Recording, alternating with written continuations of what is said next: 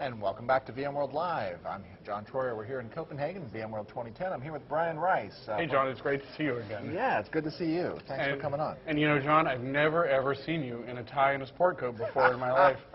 I've got this compulsion to talk about life insurance policies with you. We can discuss that afterwards. I have some very attractive offers. I'm now surprised. Well, no, it's about this credibility thing. We just add a little bit of gravitas here in Europe. So, Brian, you're with our education and our certification groups. So tell me a little bit about that. Why education certification? What's the value you guys bring to the table? Absolutely. Let's talk about each one of them in turn. First of all, our customers are doing something new when they come and sit down with VMware.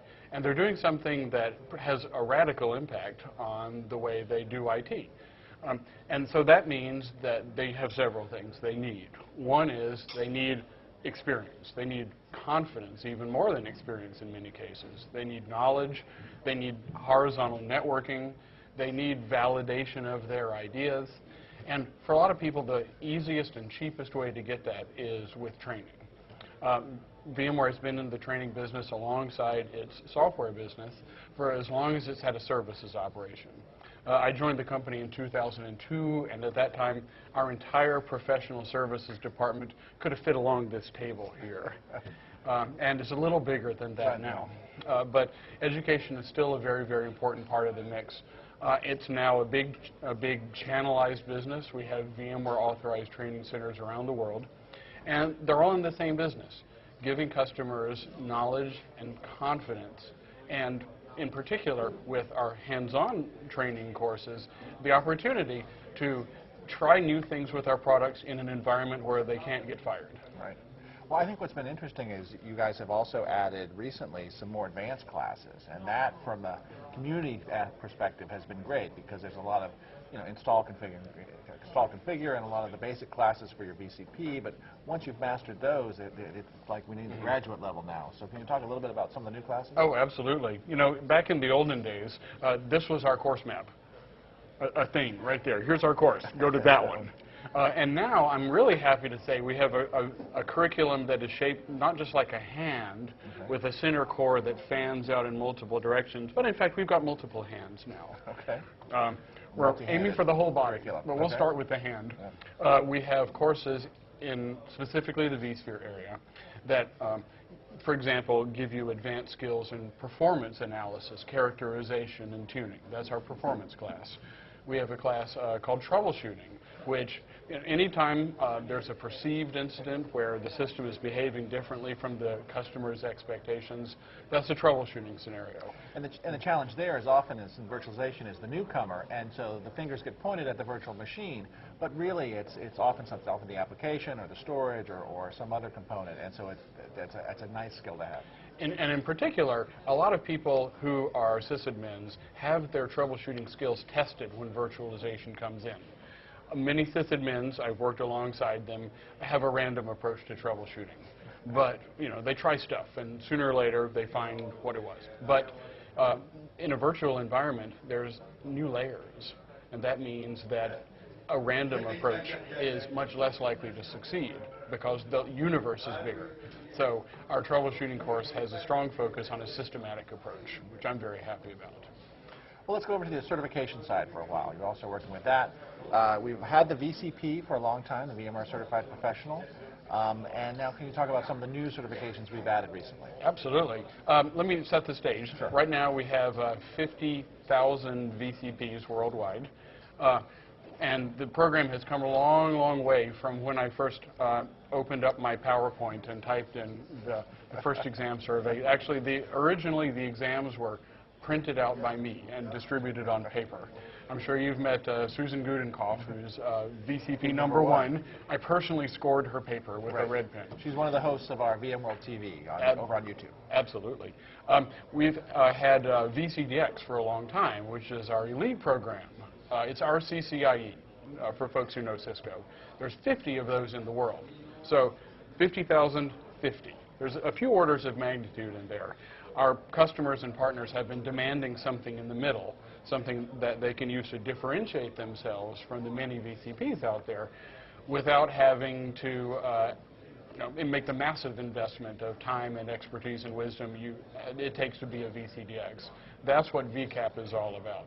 And is VCAP stands for? VMware Certified Advanced Professional. Okay. Maybe someday we'll have VC, VMware Certified Extremely Advanced Professional. We are naming geniuses, let me assure you. Marketing. But there's two specializations within that. One of them is on data center administration, and the other is on design of vSphere deployments. Those two together form not only new standalone certifications, but they also are the path to VCDX in the vSphere 4 timeframe. Now we go to great lengths. It's always been, we go to great lengths that we don't have what's called a paper cert. I mean, the certification, certification at some level is symbolic. All degrees and certifications are that you've gone through the process. But we want them to mean something. Sure. And so we work very hard against brain dump organizations and other cheating organizations. Correct. But now it's interesting that these VCAP, at least one of them has a kind of a more practical component as well. Or what are some other things we're doing to avoid paper certs? Absolutely. I mentioned there's two VCAP certifications. The first one I mentioned, the Data Center Administration credential, actually uses a live lab. When you go in to take this exam, you register, sign in, the screen clears, and you're presented with an actual desktop. And it's actual hardware that you're talking to. And your assignment is to complete a laundry list of tasks within the allotted time. And frankly, it's rather hard to steal that. Put that on their site and say, okay, you have to do all of these things, but it'd be rather difficult for them to help people cheat. When you're sitting there looking at the UI and you have no idea how, what section to go to or what to look for, or what command to type. That's right. And by the way, I did name that organization. We're coming for you. You heard it here. That's right. So, and other things we're doing about kind of try to measure actual experience on the certification side. I should mention the data center design credential. That one has people actually perform a design using a Visio-like environment.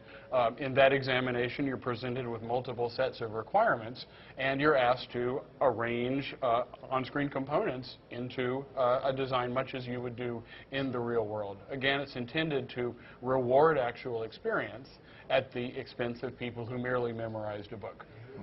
That's what we think gives the credential value. No. The program has expanded a lot in the last year or two, both the education and certification side. VMware is also expanding its mandate. We talk a lot about end-user computing. We're starting to talk about vFabric and application development. And mostly I end up talking to our infrastructure customers, who are all sysadmins and admins, and that's what most of our courses are geared towards.